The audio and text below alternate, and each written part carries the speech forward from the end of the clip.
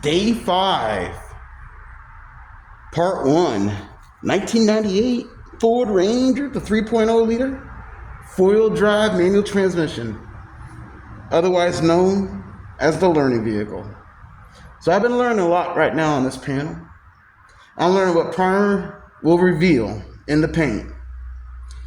So continuing from day 4, let's see, it was day 4, part 3. This primer sat on this panel now for over 14 hours. So I'm back at it right now. And I will show you the whole panel. And I'll start with this right here.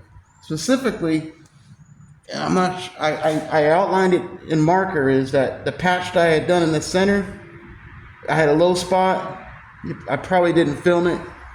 You can see the patch a little bit in the outline. So I'm going to sand that down.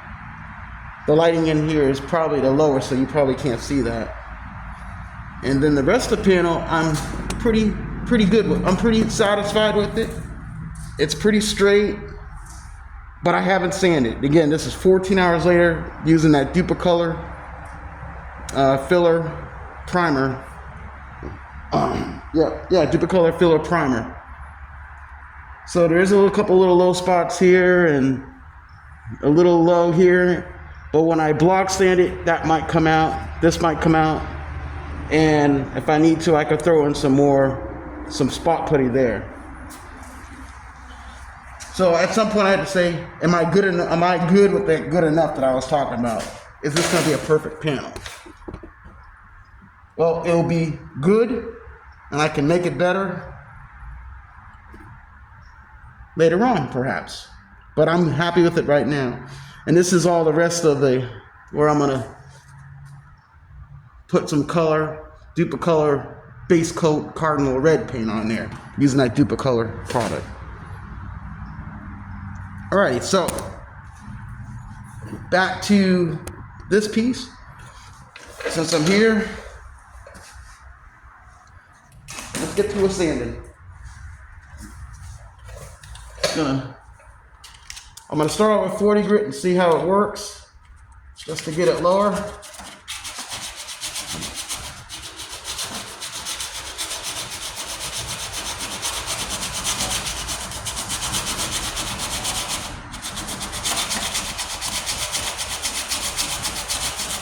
Some people might say this is part of the block sanding process.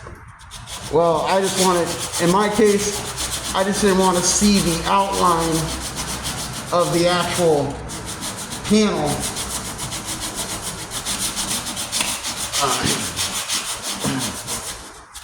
This panel line. So that's why I'm just starting on the top of the patch, doing everything flat, and then working above that line a little bit.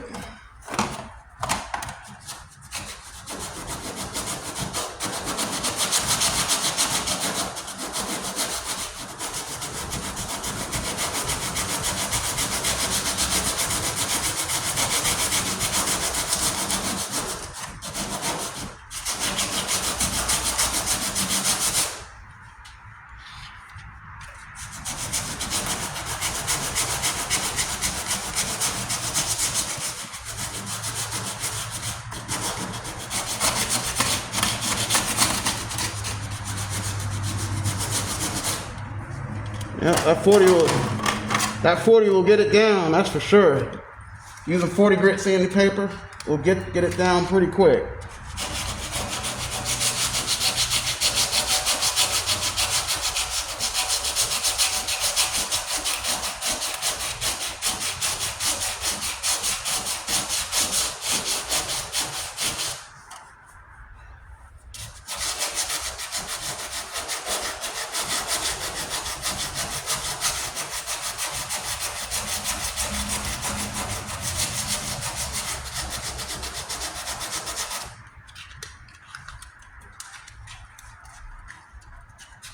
You could probably go with 80 grit as well, because I am going to have 40 grit scratches in the paint, obviously, when it's all said and done.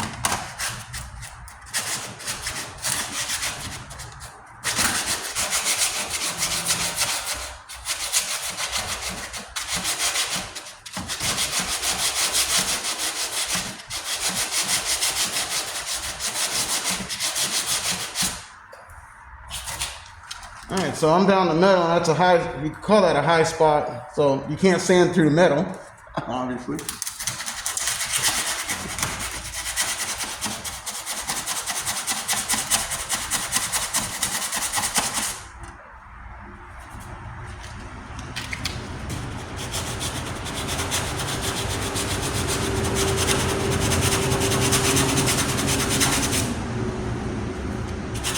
And that might have been a high spot in the, well, I'll hold that thought for a moment. No, because that's the line.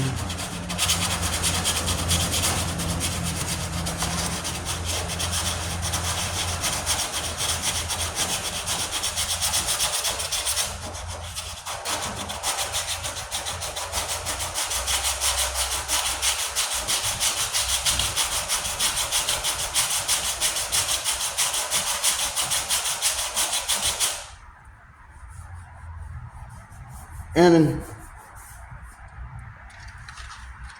it's funny, when I checked the primer, like I said, just before filming this, I was getting ready to go straight to sand anyway, doing a block starting off the day, but I said, you know what, let me just go ahead and capture this. So, and it was my hand I caught, I mean, I saw it obviously with my eye, looking at it, you could see the hide, but I said, man, I knew that I'm going to see that in the actual, when I put color on this thing. And anybody else driving behind me will, you know, if they're close enough, obviously they're probably tailgating. But I said, you know what? Let me see if I can get that lower. There's no harm in doing it. Yeah. And I'm not putting any pressure on this sanding block. I'm just letting the weight of the block do the work. And really, I'm just, and you can see it's just whipping away pretty quick.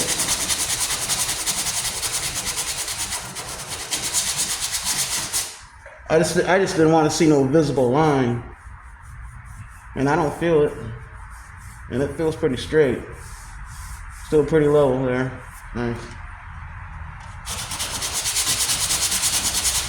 All right, switch up to 80 and get rid of those 40 grit scratches, and then I'll go to 120 and then reprime.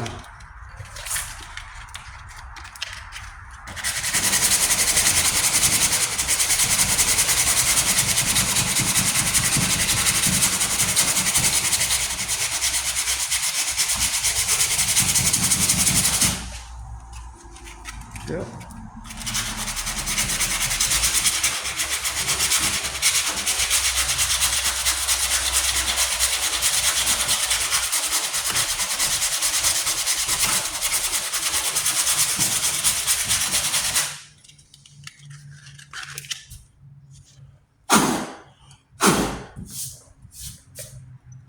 Oh yeah.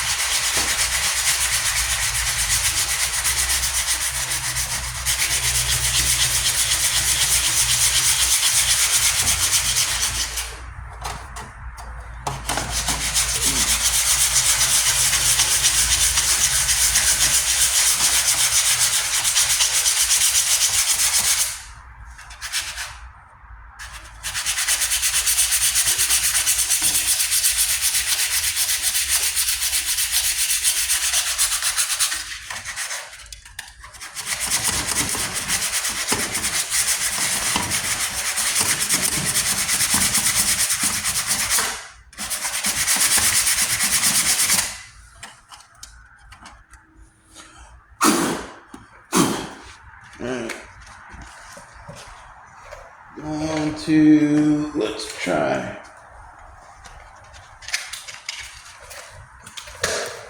this 120 and see what happens.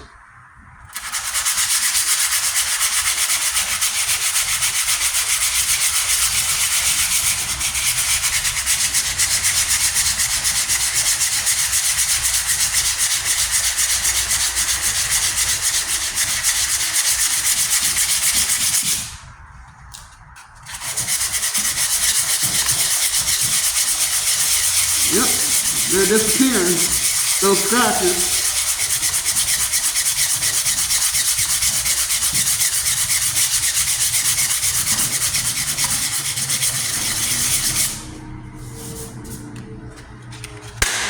And just using progressive grades of sandpaper.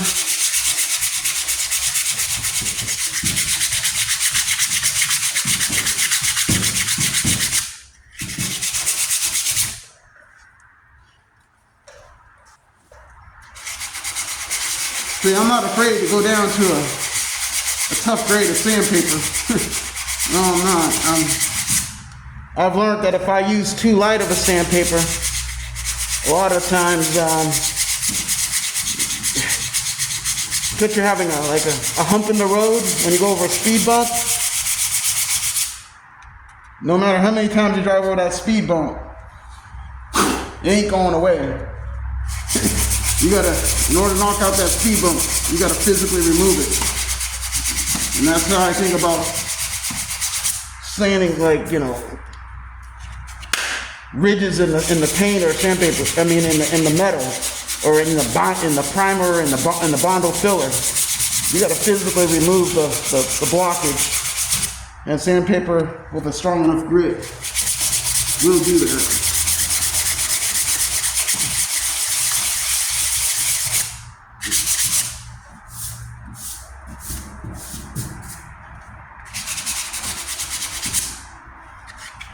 Trying to keep the main thing is you gotta still stay in the same area.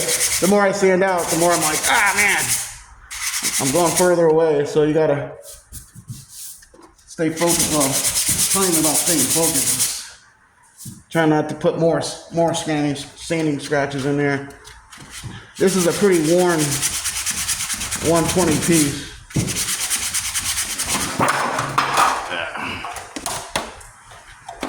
My own promotional license plate. Wind kicked up here.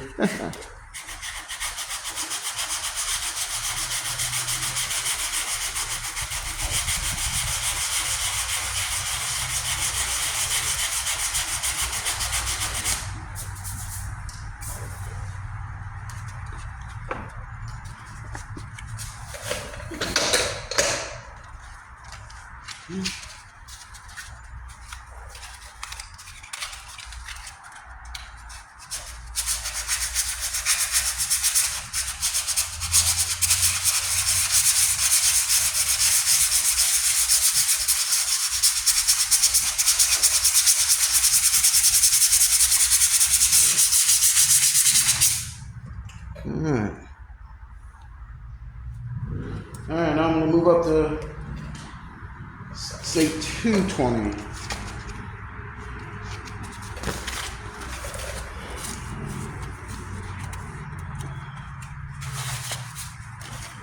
Here.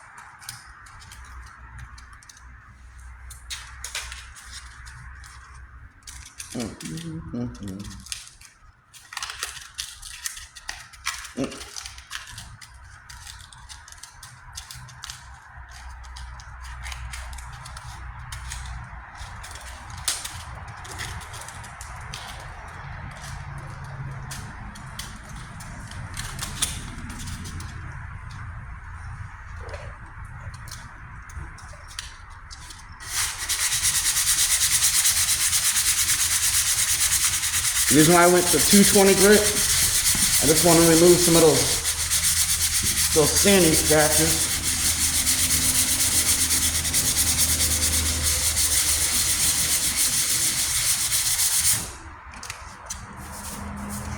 It's nice and smooth.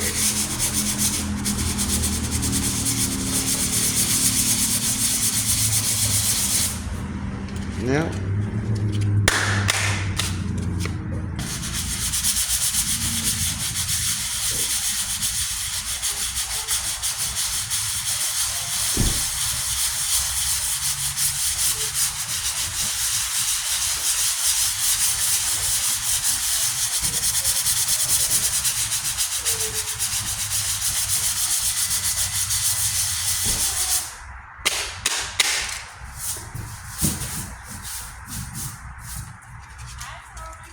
Hey, hey!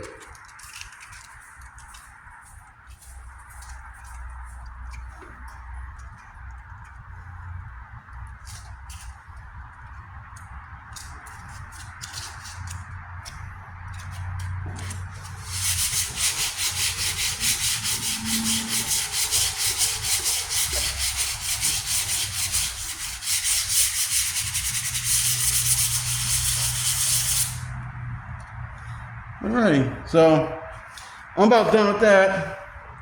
I'm gonna go ahead and say that's pretty much how you would get that level down. There's no line there, and that I was there. Obviously, I went beyond it, but that is the case. I'm working around this camera, but it is working for me, and I'm gonna reshoot and prime it, and we'll go from there.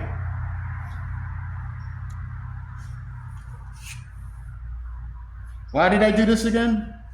Because I had a line that was visible. The Bondo fill was visible through the paint, and I didn't want to see that, and that's the reason why I did it.